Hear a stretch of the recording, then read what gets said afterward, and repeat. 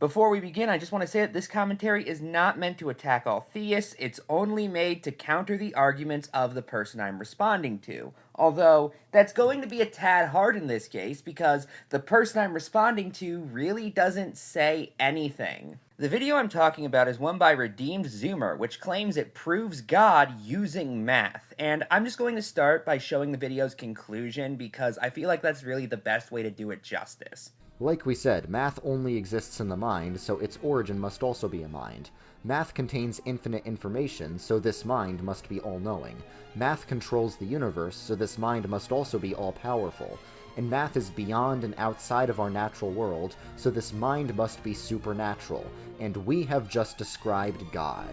So, these already have some issues, however, I'm going to get into the biggest one in a little bit, because Redeemed Zoomer does actually attempt to respond to the criticism I would levy against this claim. Instead, I'm going to zero in on the controls everything claim, because mathematics doesn't actually control things, it describes things. At one point in the video, this guy gives us some examples of things math explains, and he says the following. But wait, math also explains things. Math can explain everything, from simple counting to the movement of planets. For anything you can think of, there's a bunch of math that explains what's going on, even down to the atomic level.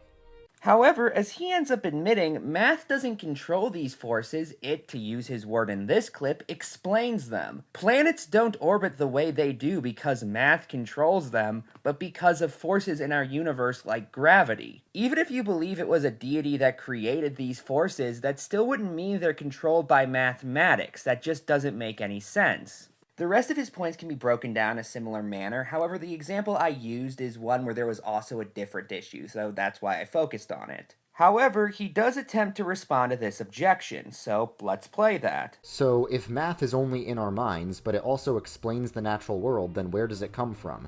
There's two possibilities, really. One is that math is just something we invented to explain what we observe in the natural world, and that would mean the origin of math is natural. But the other possibility is that math is already there because it controls the universe, and we've discovered it, and if that's true, then the origin of math is supernatural. Here's why the latter option is correct. Math contains infinite information. There's an infinite number of numbers, each with their own individual properties, and there's an infinite number of numbers in between any two numbers.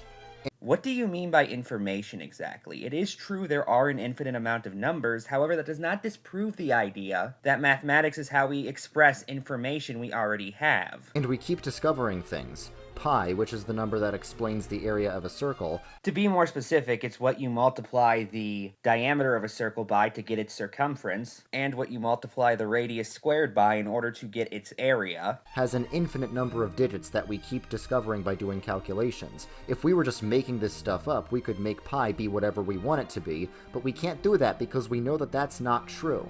Well, yeah, because then it would fail to accurately describe what we are using it to describe. If we turned pi into something else, then it is no longer serving its purpose. But that doesn't mean it isn't something we use to explain what we observe in the universe. If anything, it's our dedication to that which makes it both infinite and irrational. Because again, if we removed either of those properties, it would no longer be pi. We know that all this information is out there somewhere, but it can't be in our physical universe because our universe is finite and math is infinite.